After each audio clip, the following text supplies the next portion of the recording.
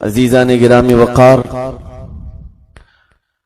ہم لوگوں کا اسلام میں داخل ہونے کے بعد عقیدے کے طور پر ایک جز یہ بھی ہے کہ ہم تقدیر پر ایمان رکھتے ہیں۔ ایمان کے جو الگ الگ حصے ہیں اس میں تقدیر بھی ایک حصہ ہے۔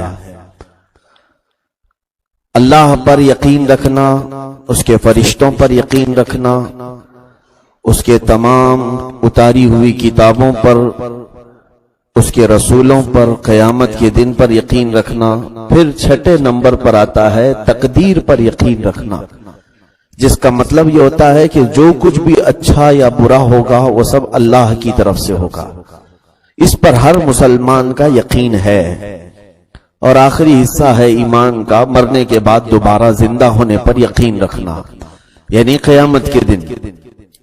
تو یہ جو ایمان کے حصوں میں سے ایک تقدیر ہے، اس تقدیر کو بعض لوگ الگ مفہوم میں لیتے ہیں۔ اور پہلی بات تو میں یہ بھی بتا دوں، منع کیا گیا ہے تقدیر کی بحثوں میں پڑھنے سے۔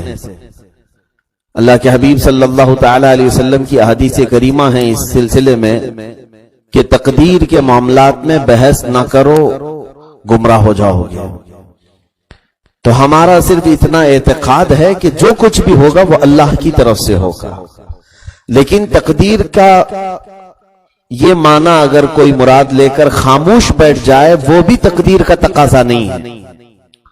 مثال کے طور پر بعض لوگ اگر یہ سمجھتے ہوں کہ جو کچھ بھی ہونا ہے وہ سب لکھا جا چکا ہے، جو کچھ بھی دنیا میں ہونا ہے وہ سب لکھا جا چکا ہے، جیسے کہ ہمارا ایمان یہی ہے، بچپن سے سنتے آ رہے ہیں نا، ایک لوح محفوظ ہے، ایک تختی ہے جس پر تمام انسانوں کی تقدیریں لکھی گئی ہیں۔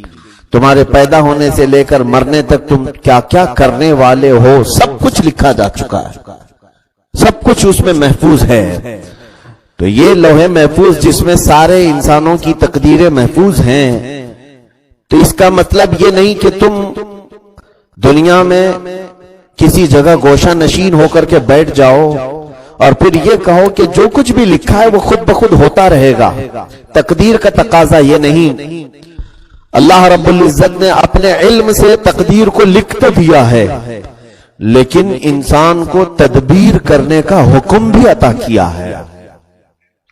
اب اس کو میں سمجھانا چاہتا ہوں، پہلے تقدیر کو سمجھ لیں آپ۔ ہم تقدیر کا انکار نہیں کریں گے۔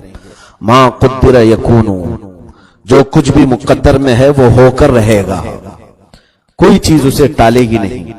ہاں یہ اور بات ہے کہ علماء اعظام نے تقدیر کی الگ الگ قسمیں بیان کی ہیں۔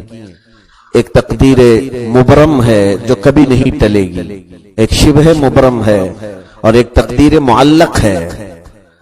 یعنی یہ تقدیر کی قسمیں لکھی گئی ہیں کہ مبرم وہ ہے وہ کبھی نہیں ٹلے گی، نہ ہی نبیوں سے، کسی نبی کے کسی ولی کے ذریعے سے بھی اس تقدیر کو ٹالا نہیں جائے گا۔ مبرم کا مطلب یہ ہوتا ہے اٹل، اور ایک ہے شبہ مبرم۔ اللہ نے تمہاری زندگی میں کچھ لکھ دیا ہے کہ اس کا ایسا ہو کر رہے گا، لیکن وہ تقدیر انبیاء کرام علیہ السلام یا اولیاء کاملین یا بعض خاصان الہی کے دعاؤں سے اللہ رب العزت اس کو بدل بھی دے گا۔ یہ شبہ مبرم ہے، ساری تقدیریں نہیں بدلتی۔ اس میں ایک تقدیر معلق ہے جس کو قضاء معلق بھی کہتے ہیں، یعنی یوں تمہاری تقدیر میں لکھا گیا ہے کہ اگر یہ فلاں جگہ جائے گا تو نقصان اٹھائے گا، اور اگر تم نہیں جاؤ گے تو نہیں نقصان اٹھاؤ گے۔ تو یہ جو اخیر والی تقدیر ہے وہ تمہاری دعاؤں سے بھی ٹل سکتی ہے، تمہاری دعاؤں سے بھی وہ ٹل سکتی ہے، لیکن جو قضاء مبرم ہے، تقدیر مبرم، وہ اللہ رب العزت نے اس کو اٹل فرما دیا۔ اب وہی بہتر جانتا ہے کہ ہماری زندگی میں مبرم کیا ہے، شبہ مبرم کیا ہے، وہی بہتر جانتا ہے۔ یہ تقدیر کی تھوڑی سی بحث میں کرنے کے بعد کیوں میں بتا رہا ہوں یہ آپ کو سمجھاتا ہوں۔ ہر مسلمان کو سب سے پہلے یہ عقیدہ رکھنا ضروری ہے، میری زندگی میں جو کچھ بھی ہوگا وہ اللہ کے چاہنے سے ہوگا، اللہ کے چاہنے سے ہوگا۔ لیکن انسان کی یعنی ایک مسلمان کی ذمہ داری یہ ہے کہ جو برائیاں اس کی زندگی میں ہو جائیں ان کی نسبت اللہ کی طرف نہ کرے. مثال کے طور پر چوری کر کے، زنا کر کے، ڈاکہ ڈال کر کے یہ نہ کہے اللہ کے چاہنے سے ہو گیا، نہیں، بلکہ برائیوں کی نسبت اپنے نفس امارہ کی طرف کرے اللہ کے چاہنے سے. یعنی اللہ رب العزت برائیوں کو چاہتا نہیں، اس نے تمہیں اختیار دیا تھا، چاہے تو نیکی کر، چاہے تو برائی کر. اللہ رب العزت نے تمہیں یہ فرمایا ہے فَمَنْ شَاءَ مِنْكُمْ فَلْيُؤْمِنْ وَمَنْ شَاءَ فَلْيَكْفُرْ.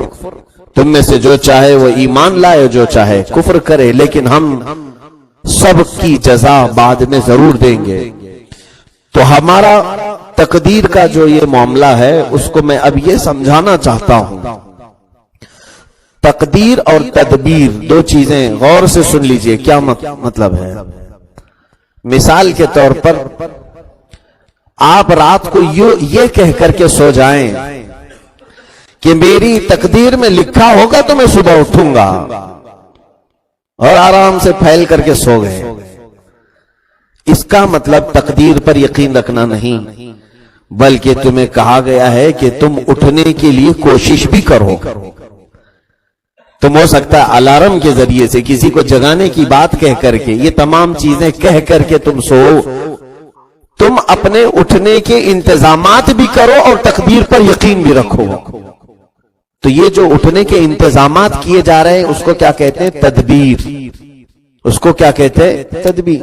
راستے میں آگ لگی ہوئی ہے، آپ چلے جا رہے ہیں اور یہ کہہ رہے ہیں میری تقدیر میں لکھا ہوگا تو جل کے مری جاؤں گا، تقدیر میں لکھا ہوگا تو جل کے مر جاؤں گا. اس کا مطلب تقدیر پر ایمان لانا نہیں ہے.